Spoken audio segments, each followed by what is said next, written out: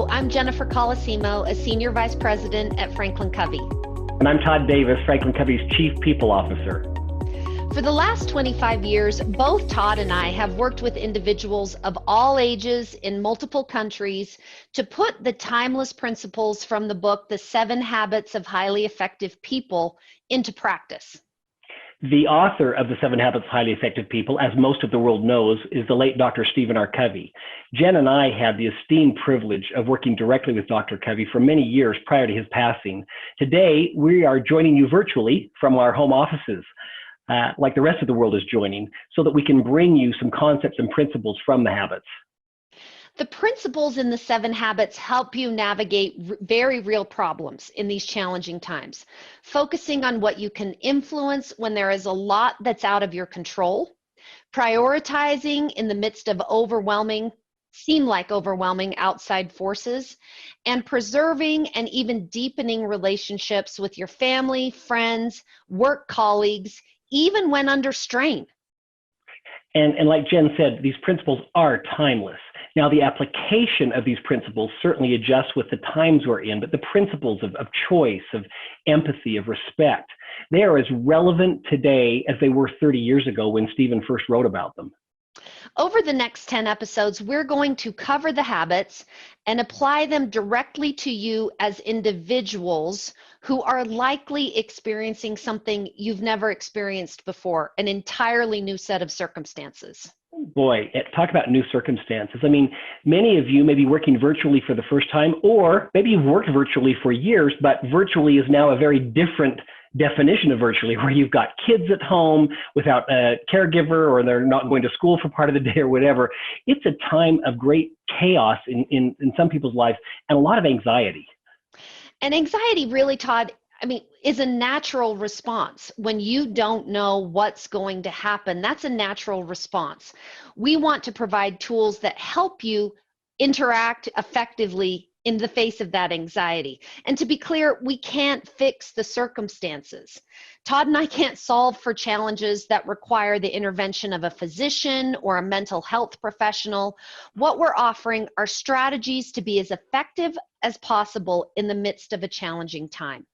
So let's start with a model that's at the base of every single habit, the See, Do, Get model. So C is your mindset. The interesting thing, one of the human gifts that we have is we have the ability to recognize we are separate from our thoughts.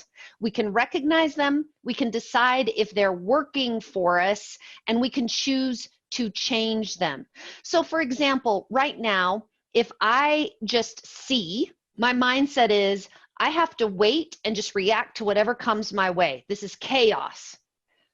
Well, it is, but that mindset is I've mentally decided I don't have a choice in anything. I've given up all my freedom and all my empowerment to the circumstance. And as a result, I'm going to feel even more panicked and helpless and likely be less effective because I won't do what I can. Another mindset, there are things I can influence. My own health, both physical and mental, whatever I can influence at work right now, and preparing for the future to come out even more effective than I went in.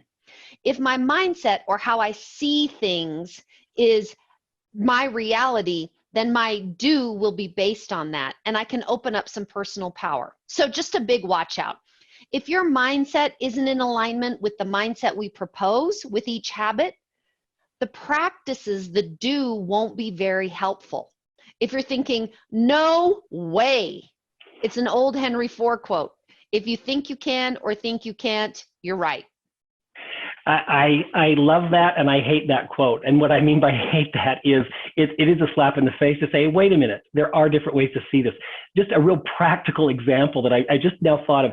Yesterday, several of my family members were saying, well, we're self-quarantined, we can't interact or see each other for a long time. And another family member said, hey, I've connected up this new app in Facebook where we can all get on at the same time and we can see each other and interact. And so again, just back to Jen's point, this powerful model of stepping back and saying, is there a different way to see this situation that I'm currently in? We're going to end today's episode with a powerful video, a video that I and Jen and I have both seen many, many times called Paradigms. But every time I watch it, it reminds me of this ability we all have to look at things from a different perspective and see many different ways to approach a problem or an opportunity.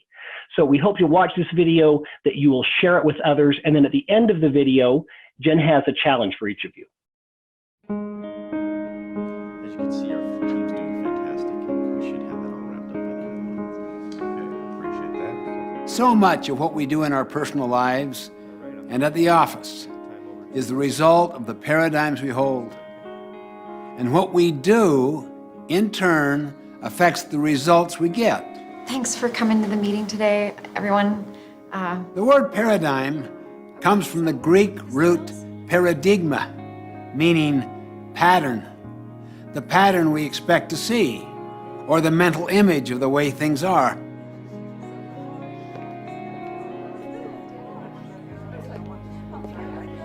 We see everything through the perspective of our own paradigm. If you see your industry as one where growth is impossible, how does that affect what you do every day? And what results do you think you'll get from your actions? On the other hand, suppose you saw unlimited prospects for growth in your industry. How would that change your actions?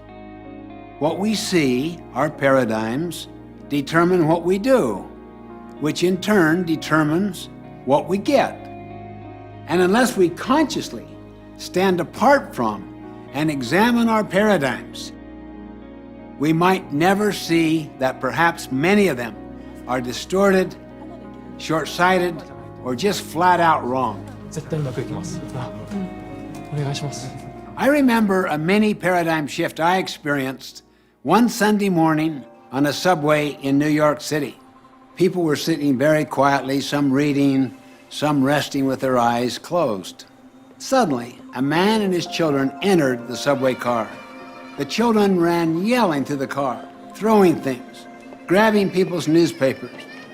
Their father sat down near me and closed his eyes and did nothing. I felt irritated. I could not believe he would let his children run wild like that. After a few minutes of patience and restraint, I turned to him and said, "Sir, your children are really disturbing a lot of people. I wonder if you could control them just a little more." Yeah, you're right. I should do something. Well, we just came from the hospital where their mother died about an hour ago, and I guess they don't know how to handle it.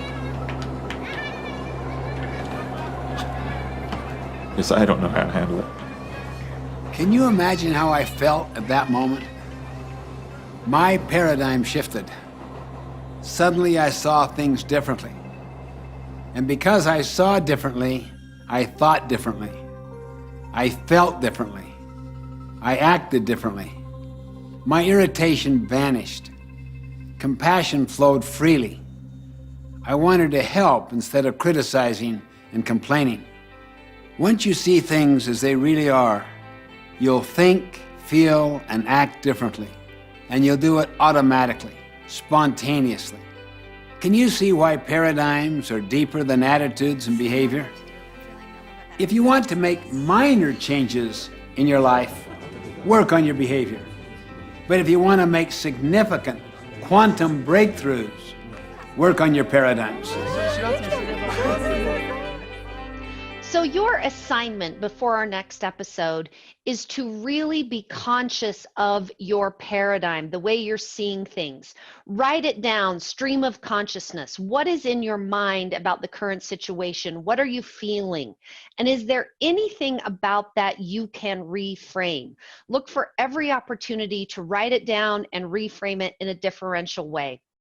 We look forward to you joining us over the next several episodes as we take a deeper dive into each of the habits and how they can help each of us during this challenging and unique time. See you next time. Thanks, everyone. If you'd like more resources to apply these concepts, please visit us at franklincovey.com/7habitstools.